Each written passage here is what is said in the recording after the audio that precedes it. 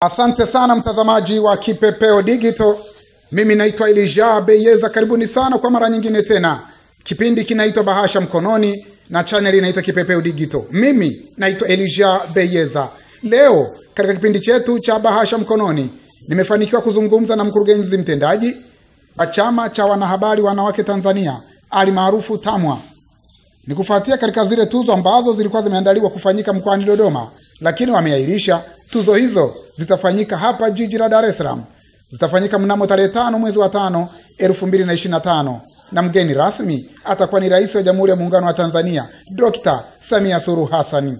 Tumsikilize alichokizungumza mkurugenzi wa chama hicho, lakini vile vile na akasema kanuni zipi zinazotumika kuwapata waandishi wa habari ambao wataenda kupewa tuzo tarehe hiyo, tarehe 5 mwezi wa 5 2025. Huyu hapa, tumsikilize alichokizungumza. Katika masuala mbalimbali, kwa mfano kuhakikisha kwamba sheria zetu zote za uandishi wa habari zina masuala ya usawa wa jinsia. Jambo ambalo tulifanya utafiti mwaka 2022 na kukuta kwamba sheria zetu pia zilikuwa zina maombwe makubwa ya masuala ya jinsia, na hivyo tukahakikisha kwamba tunakuwa na kanuni ambazo zinahakikisha kuwa kunakuwa na usawa wa jinsia katika vyombo vya habari, lakini kila chombo cha habari kuwa na sera yao ya jinsia.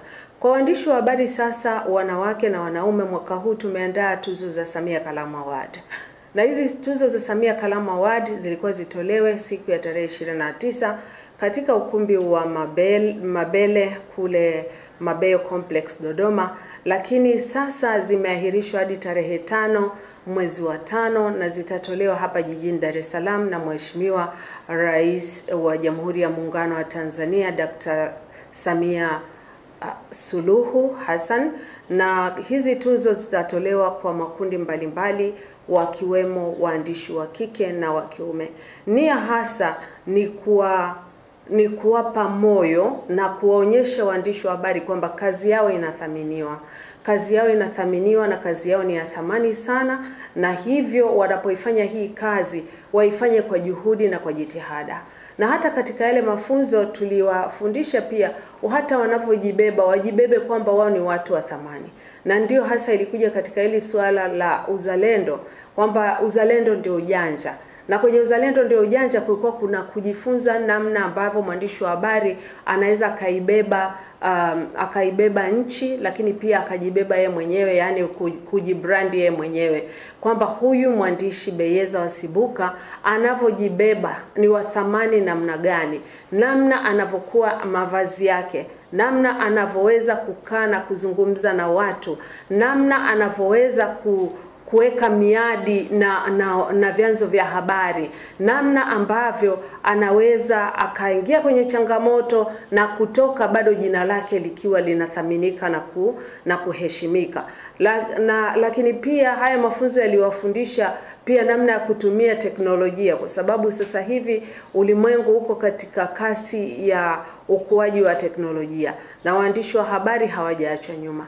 Kwa hiyo hapa sasa katika hizi tuzo zitatolewa tuzo za makundi mbalimbali ambao tayari watakuwa wameandika zile habari ambazo ni kwanza zinaleta maudhui ya ndani, lakini zimeandikwa kwa vina vya weledi na kuikuza nchi, kukuza thamani ya vitu vyetu na kukuza thamani ya utu wa Tanzania. Okay. Mchakato wa kupata mshindi wa vyombo vya habari katika hizi tuzo za Samia Kalamu ulitangazwa tangu mwaka jana mwezi wa 10. Na ulipotangazwa, waandishi wa habari walileta kazi zao. Wako walioleta 5, wako walioleta 3, wako walioleta 2, wengine walileta 1. Tulipokea kazi karibu 1800 kutoka kwa waandishi wa habari za kina, za kiuchambuzi, kulingana na sifa zilizokuwa zimetolewa za kazi zao.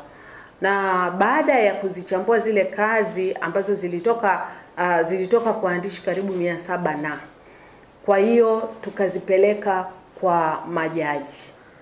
Sisi tulichokifanya kama kamati ni kuzipanga kulingana na makundi zote kwa pamoja. Kisha tukawapelekea majaji ambao nao watakuja kuzungumza na umma na pia watakuwepo siku ya utoaji wa tuzo. Wale majaji wakapitia zile kazi, baada ya kuzipitia zile kazi wakapata kazi 85. Ambapo katika hizi kazi 85, 79 zinatoka kwa waandishi wa habari na kazi 6 zinatoka kwa vyombo vya habari. Ambapo wameshindanishwa sasa kwa kupelekwa kupigiwa kura na wananchi.